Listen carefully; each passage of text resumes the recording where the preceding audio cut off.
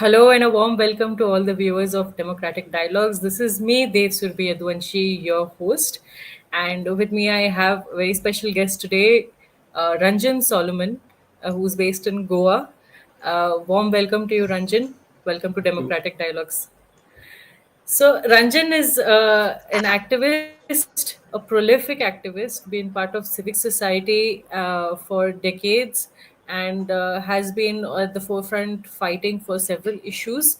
But I cannot do justice to introducing him to the best of my abilities. So Ranjan, I'm going to ask you to please share about what's your background and what you've done so far. okay. Um, for long years, I worked with the YMCA locally, especially in the field of development and human rights in rural areas.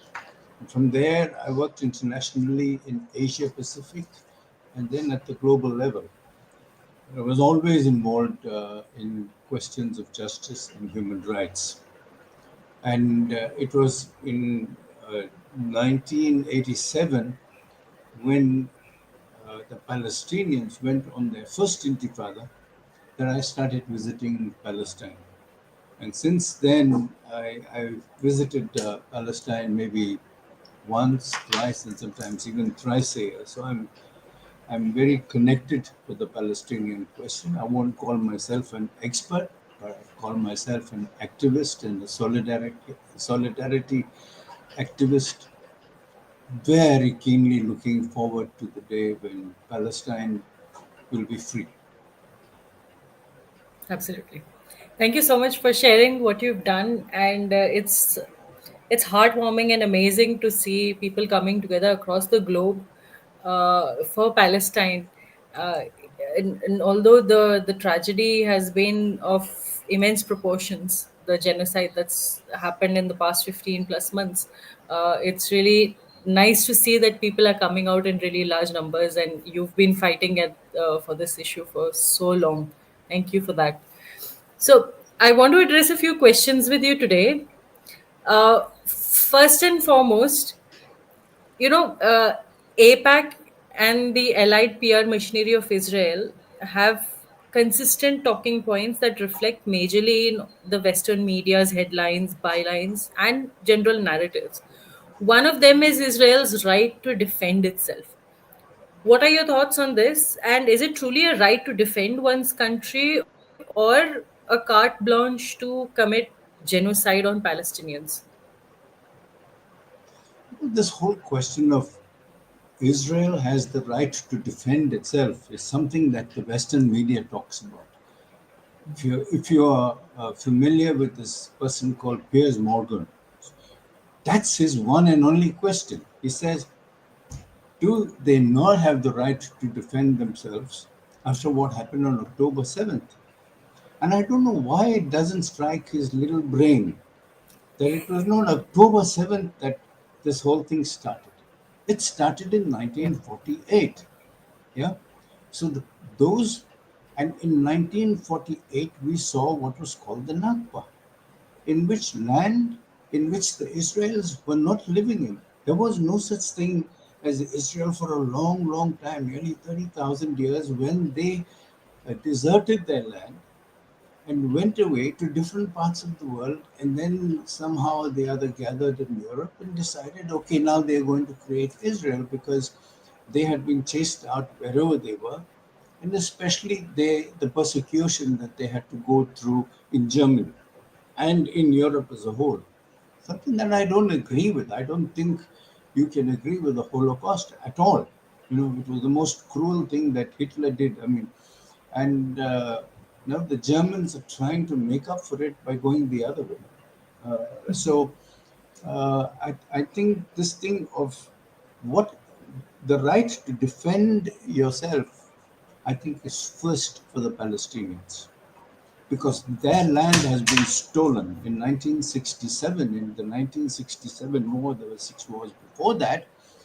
Uh, Israel took away so much of the land, and today it's strange that Israel, which has 78% of land, and it has given um Palestinians 22% of that land, which itself is under dispute and which they have organized in such ways that their whole life is disrupted. They cannot travel. If you have to travel from a house opposite yours, you sometimes have to travel 15 kilometers. These are Bantustans as they had in South Africa. They have Bantustans. So, and every day they are taking away land from the Palestinians. So the Palestinians obviously resist. If you come to my house and want to take away my house and tell me that corner room is yours and all that's all that you have, I will fight back. If you also then start beating up my children, I will fight back. So who Of has course. the right to defend themselves? It's the Palestinians. What happened on October 7th is the thing that they're making a big issue out of in terms of saying Israel did this massacre, this assault, this Holocaust, all in the name of defending themselves. But let me tell you something. This whole preparation of entering Israel and doing what they did is being condemned by the Western world as saying that these barbarian Palestinians did this horrible thing in Israel. There's a wall, there's a kind of a wall, more or less a fence that divides Gaza from Israel. And as you can imagine, Israel's security system, intelligence system, is constantly monitoring what is happening across the wall. And this preparation is something that was going on for a year or a little more. Do you expect the world to believe that Israel actually didn't know what was happening? Or were they welcoming it? Were they wanting it? It is a lie. It is a big lie. And they want us to believe it. And the foolish Western media puts it out for them. And I'm sorry to say that Westerners want to believe that. This is part of, you know, this Israelis are settler colonialists. It is not their land. They are settlers in land that doesn't belong to them. And the Westerners support them because they're used to being colonialists. So they go, Yes. this is racist imperialism. It is apartheid. It is the worst form of cruelty that the West, USA, have combined together to support Israel. Now, I'm not going to say that all Israelis are bad.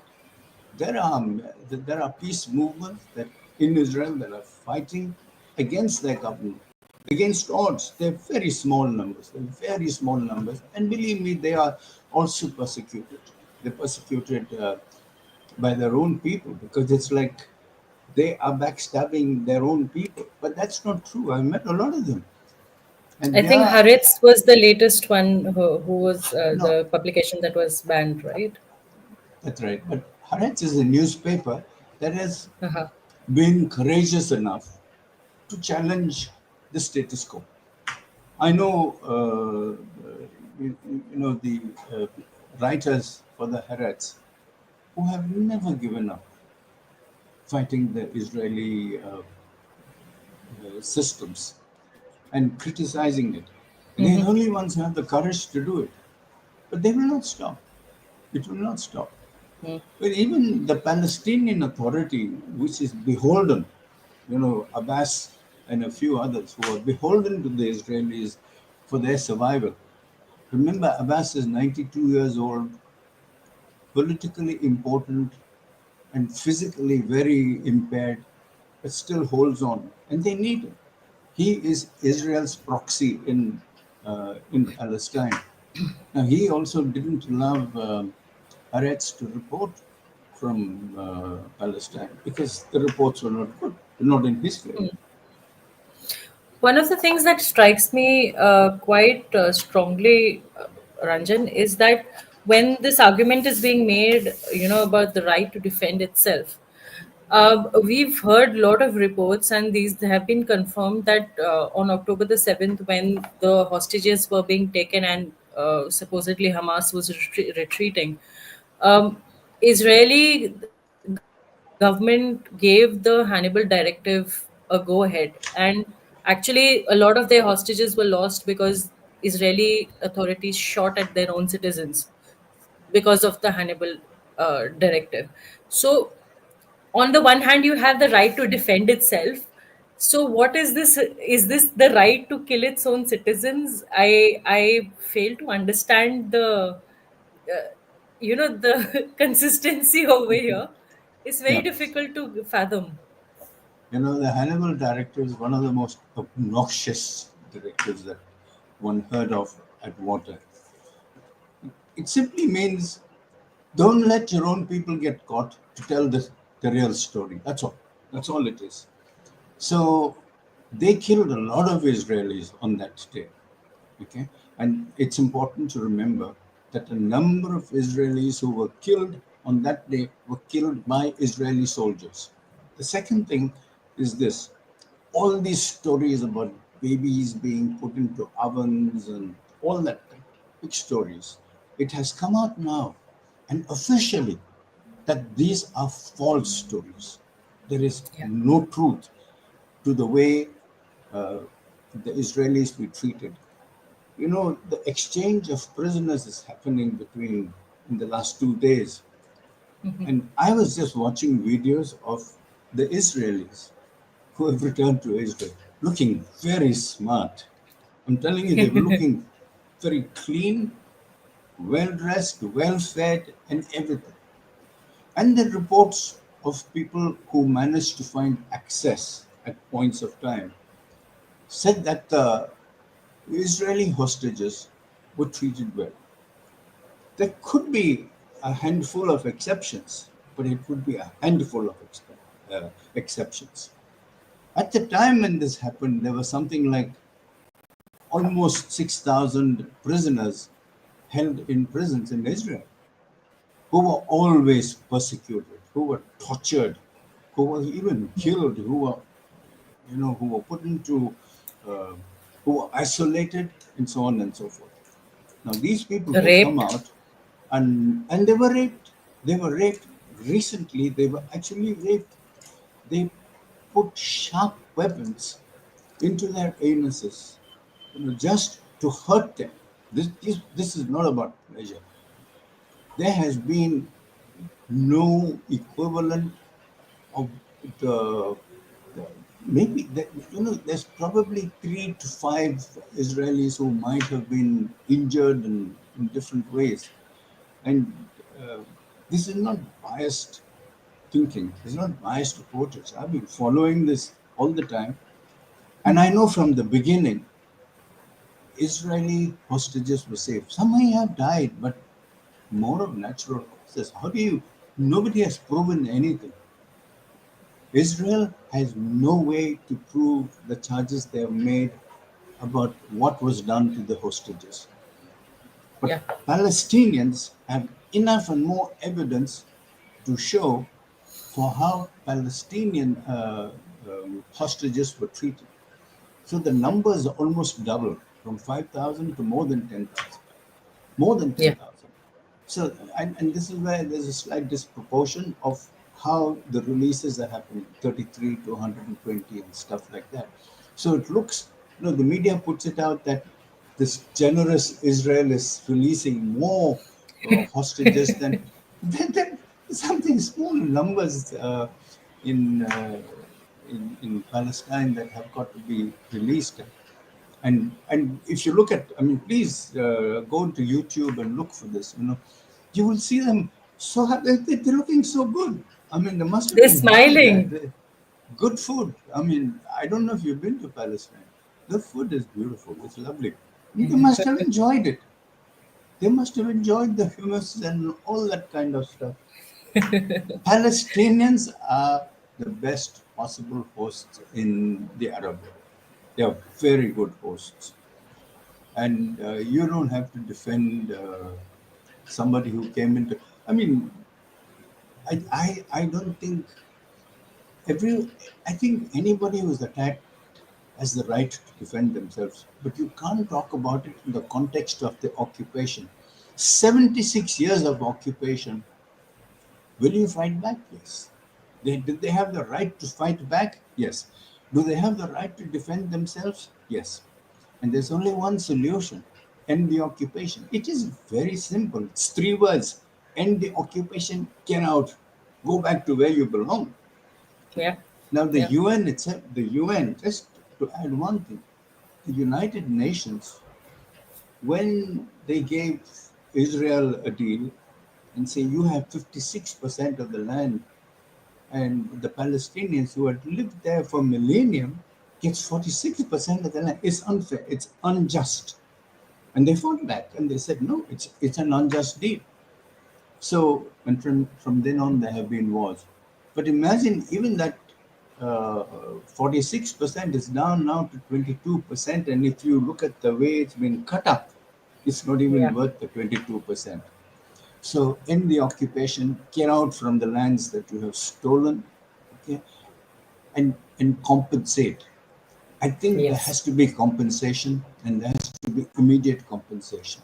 One. Yep. The most important thing, I think, and this is one thing that the Palestinians will not compromise, we have the right to return. This is what they say. So, all the Palestinians who were chased out of their homes, Hmm.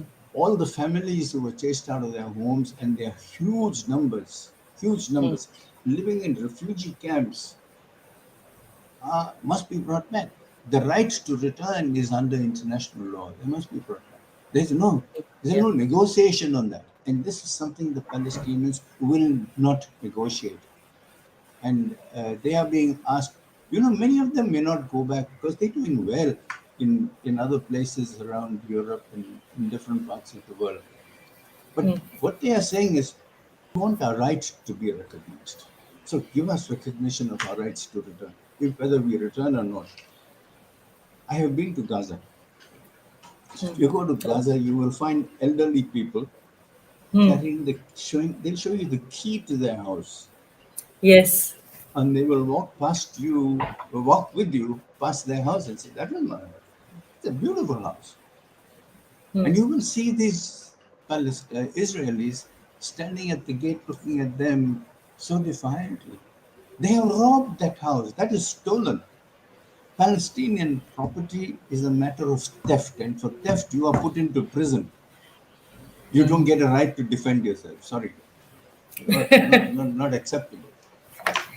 Yeah, Even by sorry. definition in international law, Ranjan, there is no such thing as a right to defend itself, or for a country to defend itself. It just does not exist. It's a manufactured aspect by this PR machine that I mentioned, which brings me Of to the course. next question. Hmm.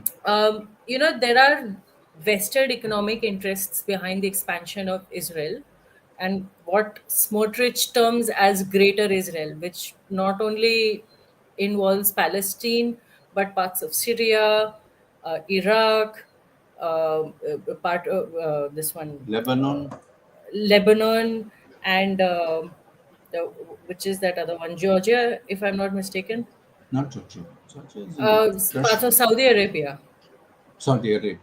You know, what they call Greater Israel is a very artificial construct, and it's a little worrying that Trump is now in the White House. He might promote this idea again because he did try this thing called normalization, and he managed actually to create normalization between Israel and the UAE, between Israel and Sudan, between Hmm. Israel.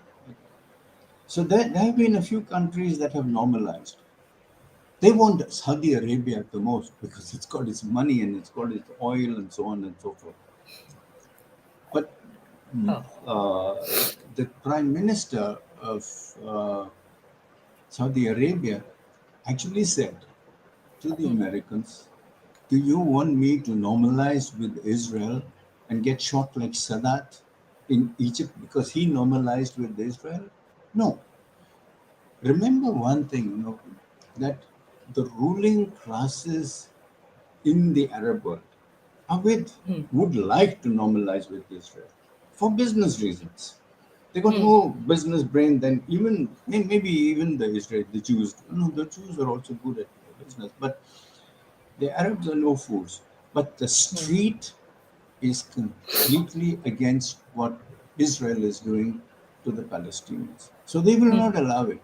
We don't see it in the media because there is not much of a media to write home about when it comes to the Middle East and the Arab world. There are good newspapers, but not enough for them to know. But the people know.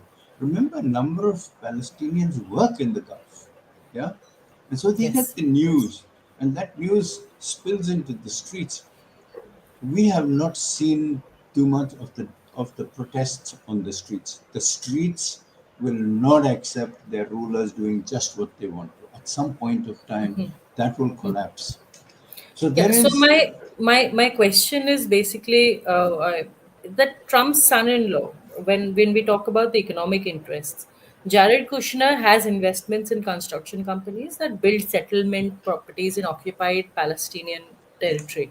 Then also there are the geopolitical calculations of exerting control over the Middle East by first world countries like USA, UK, France, Germany, etc., by keeping the region on boil through their proxy, which is Israel. In light of all this, how would the liberation of Palestinians be feasible or possible when there are such heavy vested interests behind the occupation of Palestine? I can only tell you that the biblical story of David and Goliath. Goliath was the giant. What happened? Yes. What happened in this war? What happened in this war when the US, Biden gave them so much money, so many armaments, when the West supported Israel with so much of money and armaments and all that kind of stuff? All that happened. Who won this war? It was Hamas. It was Hamas who won this war. Huh? And Israel is defeated. 2 million Israelis have left Israel. Their industry is in a state of collapse. Their economy is becoming nothing. And there are a few confused people, beginning with Netanyahu, Smotrich, and a couple of Ben Gvir, Ben and Gavir. a couple of them who are still sitting there hoping against hope that miracles will occur, that will fall down from heaven, and they will get this thing called Greater Israel. Sorry, it will never happen. It will never happen. They can stand on their heads, they can swear by anything they want to, but the Palestinians are too steadfast. It's called sumud. Sumud is their word. But that means steadfast. They are very steadfast. They will not surrender.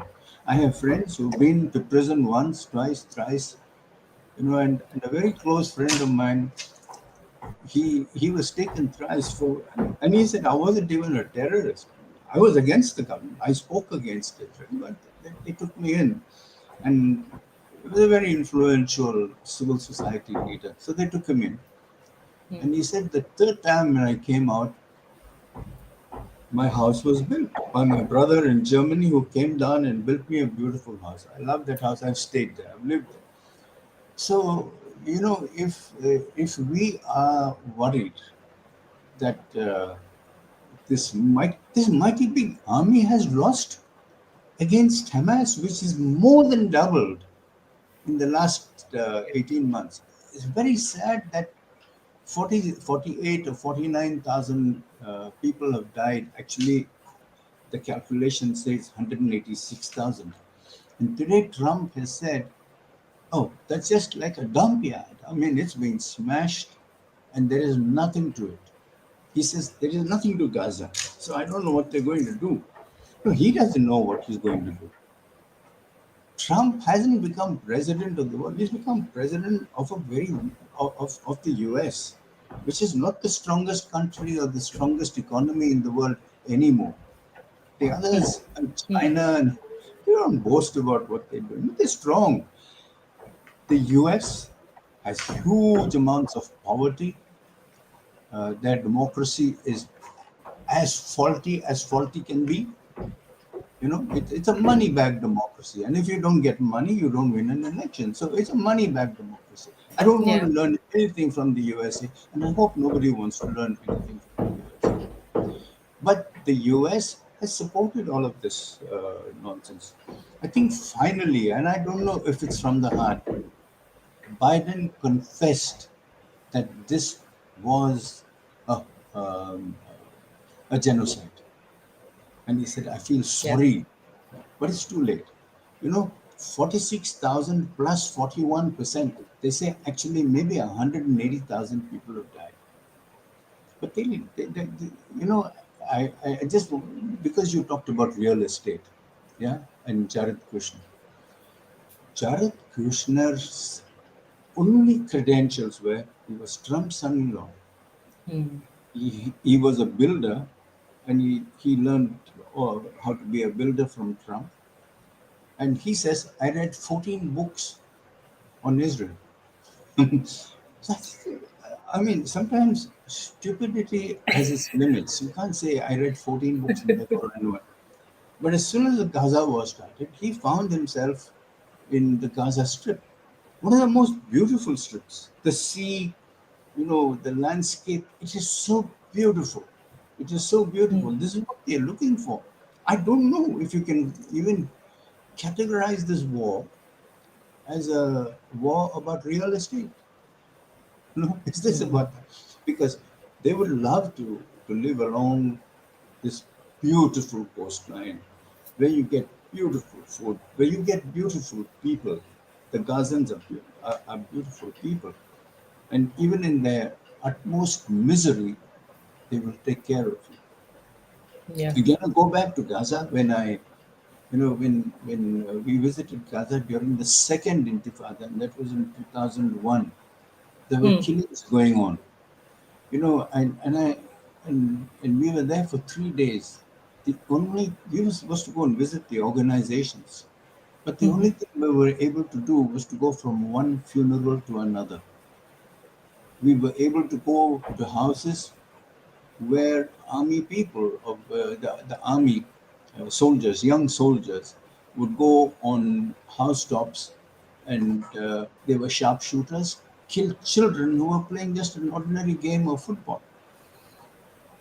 This is their cruelty. You call this right? Whose right is it to defend themselves? The Israelis? They I get would killed. rather call it the right to kill others. They have claimed the right to kill other people, and they want the right to defend themselves. I think, like I said, there are three words: end the occupation, and it's all over. Then agree on the 1967 boundaries, have a two-state solution, and that's about all. There are very progressive minds in Palestine that are saying, let's have a one-state solution. Let's have a secular democracy. The Jews, the Muslims, and the Christians, we will all the Druze and the indigenous communities. Let's all live together in peace, which Israel doesn't want. So Israel keeps if you look at what Israel says, we offered. This is beginning with Bill Clinton, perhaps one of the world's biggest liars and corrupt politicians. He said we offered them five different deals. There were different prime ministers. Offered five different deals, and they turned it down, and they were the best possible deals. Was Yasser Arafat a fool to deny a good deal when he saw one? He had only the interests of the Palestinians in his heart, in his mind. But when Yeah. he saw the deal and he saw they were fooling him, he turned it down. So now to go back and think that the rest of the world are fools um, is Western colonial minds. They're sick. Yeah. It is very Yeah. sick. It's a very sick mindset. I would also like to ask you about, so for the benefit of the viewers who would be watching this, there is a big misconception. Of course, majority of Palestinians are Muslims, but there are large number of Christians, Catholics who are Palestinians too, right?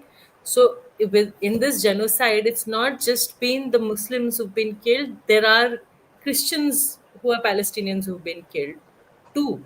So could you shed a bit of light on this, and because I think somewhere in there's the latent Islamophobia in some people, especially we've seen it in India, where the Modi Bhaks keep saying that, oh, it's a good thing Muslims are being killed and all of that.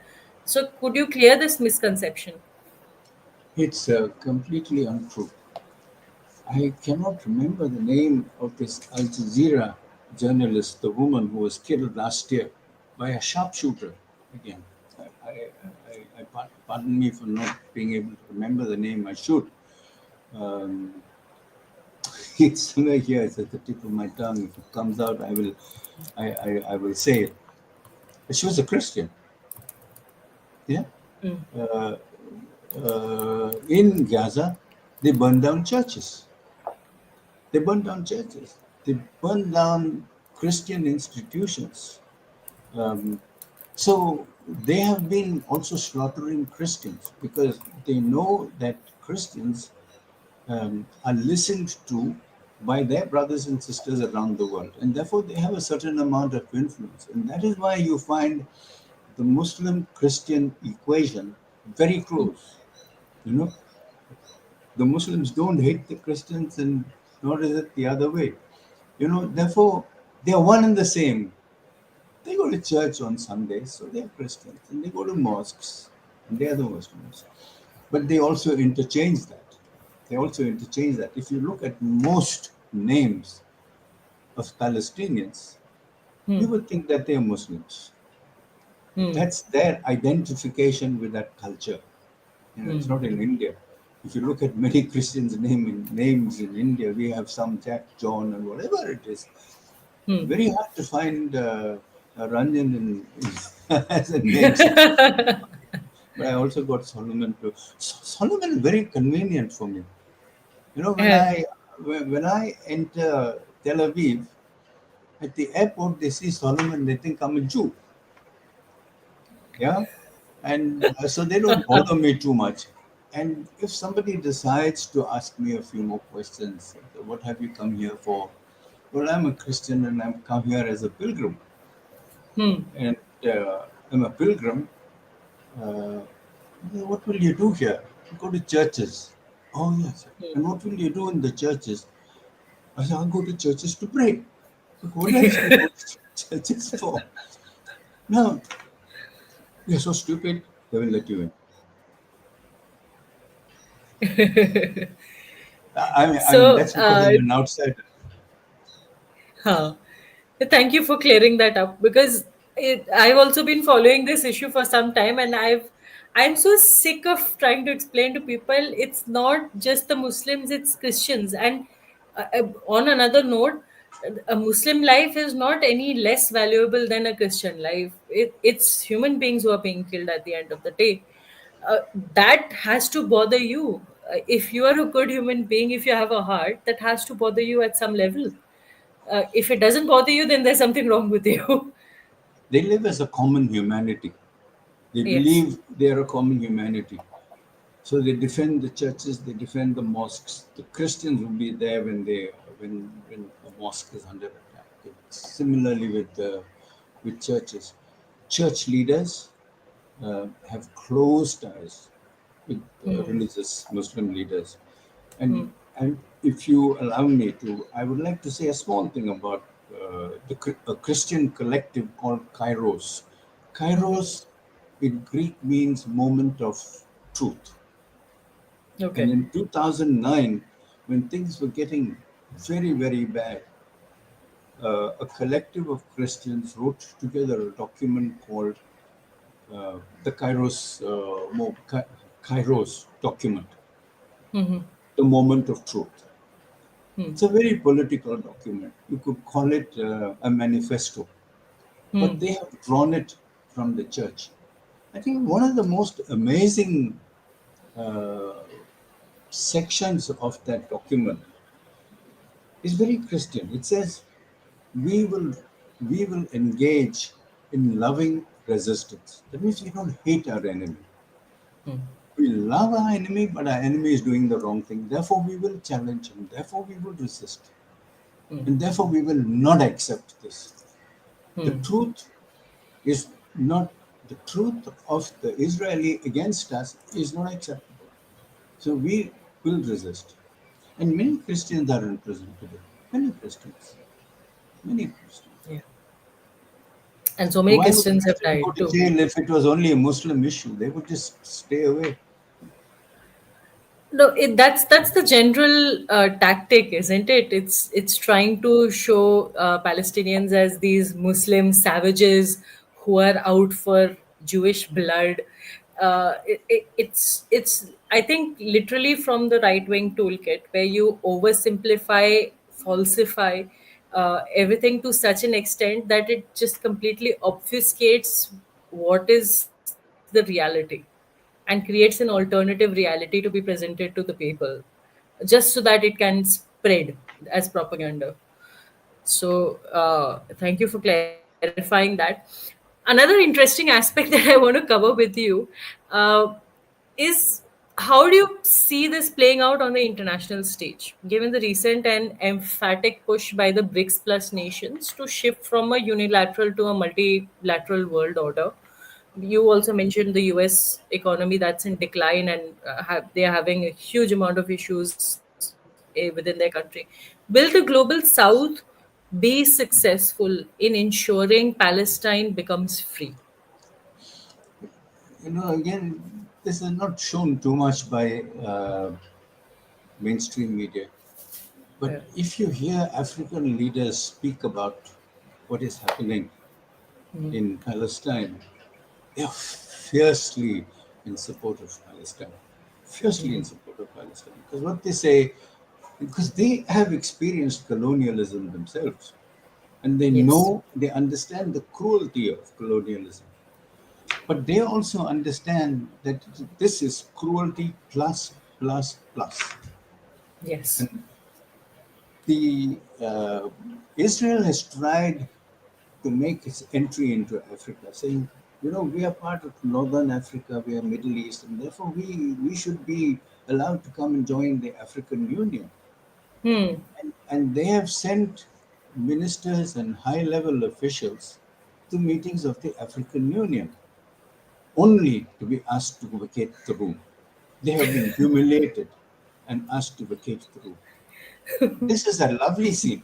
These give me my sense of joy and satisfaction to see Africans say, out of the room, you cannot be here, you don't belong here. So I watch these things. eh, this may sound cynical. I'm not being cynical. I'm just saying that these are people who can stand up for their identity, who can stand up for justice, who can be in solidarity. The Israelis, on the other side, are part of Europe when it comes to football, when it comes to sports, when it comes to the European Union, anything. They're part of Europe. And Europe will never say, no, you don't belong here. Africa says you have to earn your place here. I'm sorry to say Asia is weak on this. India is weak on this. Our relations with Israel are far too close. And even during this war, we have supplied weapons. And Yes. I feel ashamed when our foreign minister talks about Palestine and Israel. He kind of covers it up. It's too much of diplomacy, no straight talk. It's not about principles. What principles make us take the decisions on Israel, on Palestine? It's But about then how can this the government take a stand when Modi has such a clear friendship with Benjamin Netanyahu and Adani controls the Haifa port in Israel? How can they ever take a clear cut stand in this scenario? see, we mustn't blame Modi alone. I tell you, this started in Narasimha Rao's era. Yeah, Nehru kept them far apart. Yeah. Mrs. Gandhi kept them far apart. Okay, they had no place. Then successive governments also kept Israel apart from us. I remember my first passport clearly said that I couldn't travel to South Africa and Israel. These were two countries that I was not allowed entry into. But every Oh. time I entered, I had to get a separate sheet of paper which was stuck to my passport, and I had to show that. It changed when Narasimha Rao came, and it came when we had that crisis of the balance of payments. If you might remember, 92, I think. 92, and what happened was we had to borrow money, and we pledged our gold to the Bank of England. And then the IMF came in and said, "Why Bank of England and you? We will loan you money." Okay, Hmm. there were two, and they set conditions. One is you have to re-establish ties with Israel. Oh. Yeah, that was an IMF condition, and they said you can't just have one trade office somewhere in Bombay because you do some trade, but you can't have you have to have an embassy in Delhi, and you have to have consulates in different parts. So you have now one in Chennai, in Bangalore, in different parts of the country. So this is not Modi alone. Let's not blame Modi for everything. He brought us too close. He was found holding hands with Netanyahu and walking on the beach, you know, in Israel. No, and I mean, when I was a student in Delhi, whenever Arafat came, Mrs. Gandhi made sure that the whole university knew, Delhi University knew. So we stood in different parts of Delhi to wave flags at him. You know, Arafat was a hero. I still have a picture of him in front of me. So there we are with this thing, uh, and with globalization, economics talks, money talks, and Yes. we. But also remember, there have been a lot of very serious boycotts that have happened in India. A 5 million student federation of India boycotts Israel. A 25 million union of farmers in Andhra Pradesh decided to boycott seeds that were coming from Israel because we were told that these were hybrid seeds and it were good for us because we are having too much famine and all of that stuff. So buy this. And our farmers are not fools. They are innocent. They look innocent, but they are fascinating. You They're you not. sit and talk politics to them, they'll tell you this. They not in the way we are talking about it, but with much more practical, much more pragmatism than we are talking. We are talking in abstracts. But when they saw that it was not famine that they were eradicating, but the crops they were destroying, and huge amounts of monies they were paying to buy these pesticides and fertilizers, because Israel is somehow um, painted as this miracle agricultural economy. In the desert, yes, but not here. We are not the desert. You might Yeah. have to go to Rajasthan to plant some of those things, but I don't know. Why should we? Anyway, because Yeah. Rajasthan has survived without. So that's what it is. So there are boycott movements. There are serious boycott movements. Uh, I think many people would not like it as a good example, but there is an example of fizzy drinks, available in Pakistan. There's no more Coke. There's no more Pepsi because these are Israeli connected. The fizzy drinks that you drink are drunk as a matter of protest, as much as it is a, you know, I'm thirsty, so I want to drink something.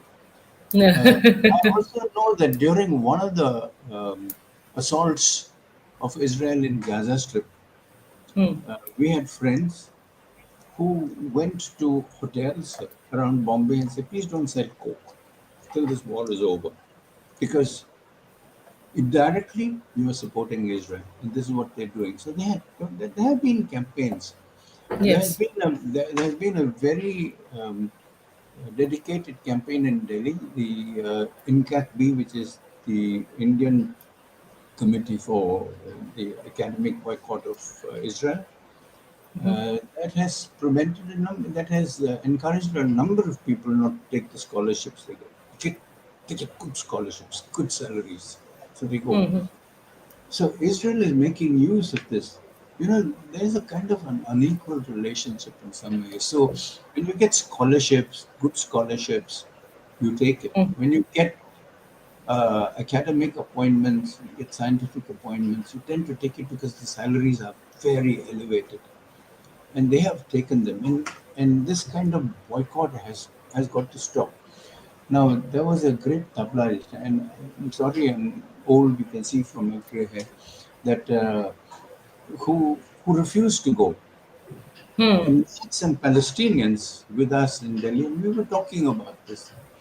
And the Palestinians said, "Can you publicize this big time, to show that your best artists and our artists are some of the best in the world? Yes. Who can play a tabla like even my own village? I live in a village.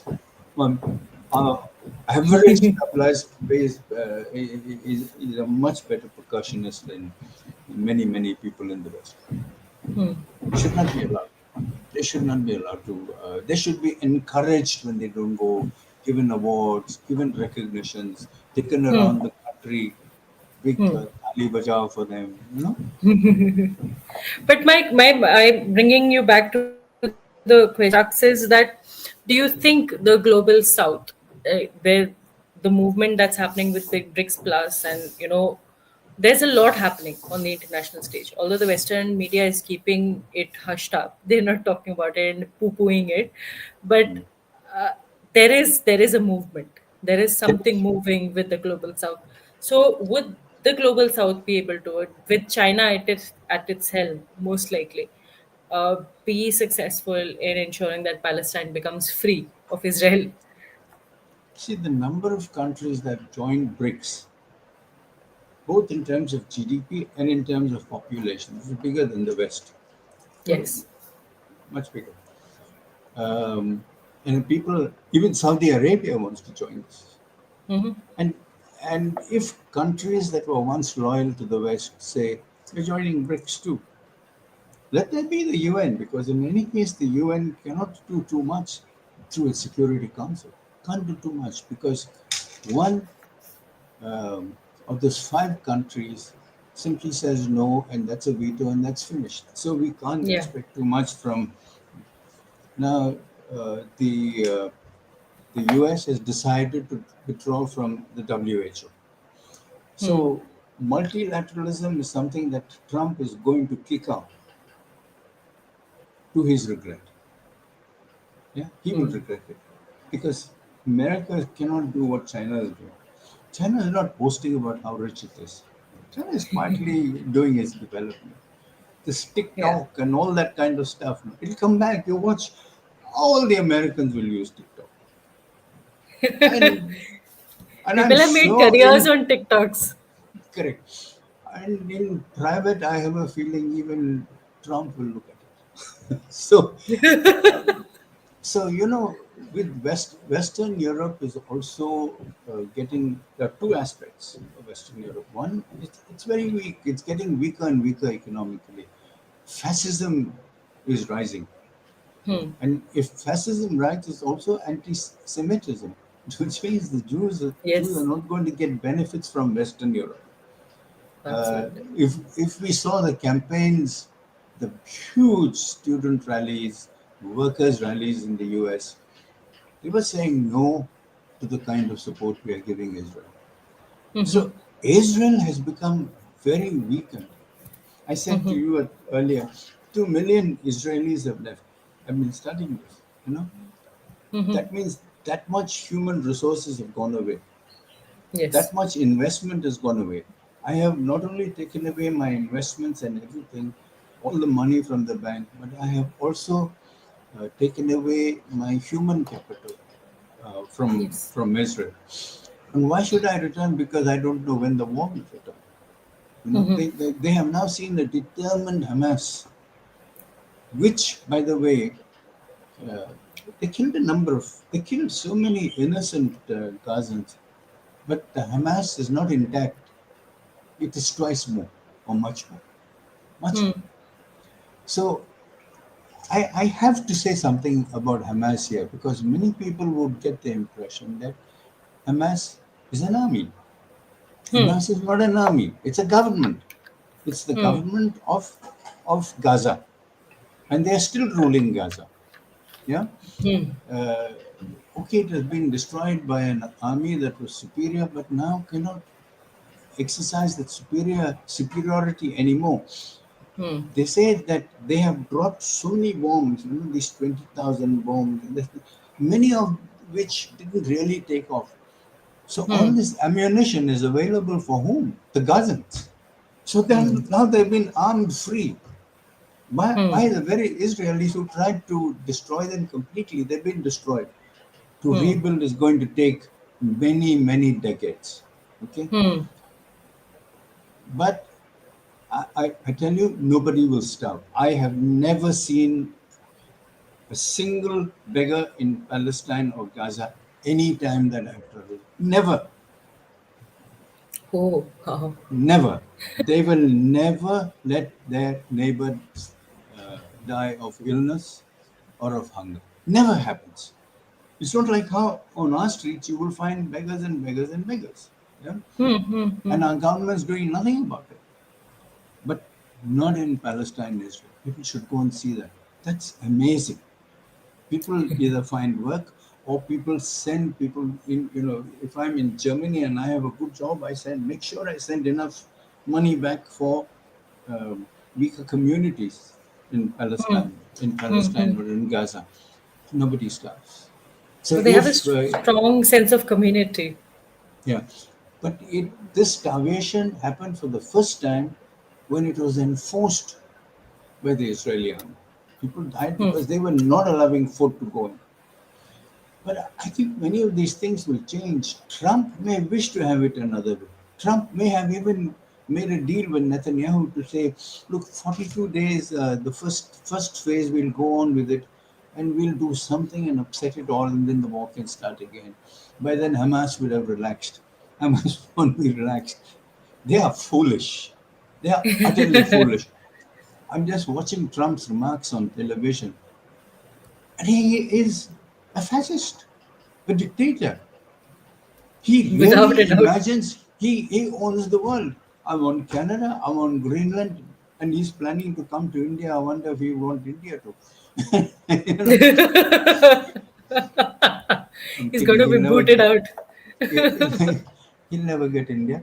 But I'm saying um, America is in political decline, serious political decline. Yeah, And yeah, so, if America is in serious political decline, if the streets of America are going to fight against the government on this, there's very little chance. No, if yeah. you just think of the number of wars that America fought in around the world, Vietnam, Afghanistan, Somalia, Yemen, Iraq. wherever they went, all their support to dictatorships, the most cruel dictatorships. After talking about democracy to us, they support the dictatorships. Yeah. Now, That's what the happened American in hypocrisy. what happened in Vietnam? Today, Vietnam is one of the top 10 economies. I saw Vietnam when you had to be guided to make sure that you don't step on a Landmine. landmine. Okay. Today you must see the affluence. You and I are in Goa, and I'm telling you, many of the tourists who used to come here are there. They're going there.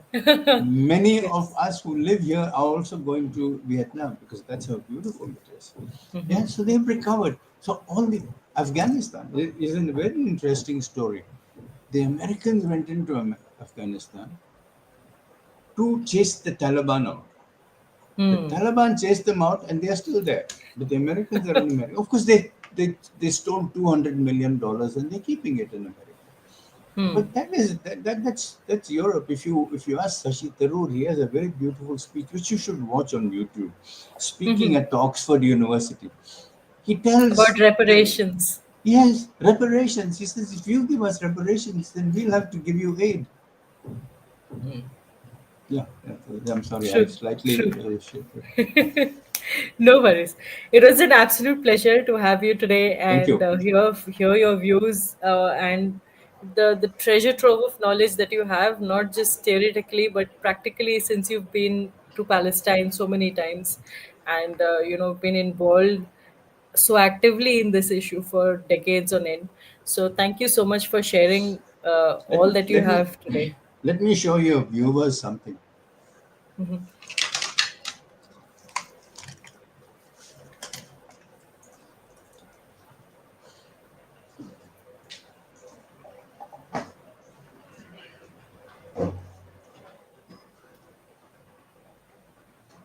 This is a passport of Bethlehem. I have to put it this way. It's a Bethlehem passport. Oh, I can't enter the country with I can't enter the country with that passport, but it's just Bethlehem giving me that thing as a way of saying thank you for being in solidarity with us. oh, that And is so nice. it's a very rare gift, and I treasure it. It's my gold. It's, I probably will choose to be cremated, so I can't take that with me; it'll get burnt. But otherwise, that's one thing which I don't allow anybody to even touch on the wall. It's very very precious. But that's gratitude of the Palestinian people. You are in solidarity. They, you can go and live in their homes, and they ask you to live in their homes. That's one of the biggest forms of tourism, home tourism. So you go all over the place. You come back in the night. You have Yeah. dinner with them. They describe the dinner. You learn about their culture, their habits, their everything. So it's thank you so much, Dave. Well, thank you. Thank you for being here and sharing all that you have. And to all the viewers who would watch this, please do like, share, comment, and subscribe to the channel. We want to hear from you. What are your views? What do you think about this segment? Your views on Palestine, on what's happening. So please do write in and let us know. We always wait to hear from you. And I will see you on the other side for the next segment when we do come live again on Democratic Dialogues. This is me, Dev Surpi Advanshi, signing off for today. Thank you so much. Thank you very much.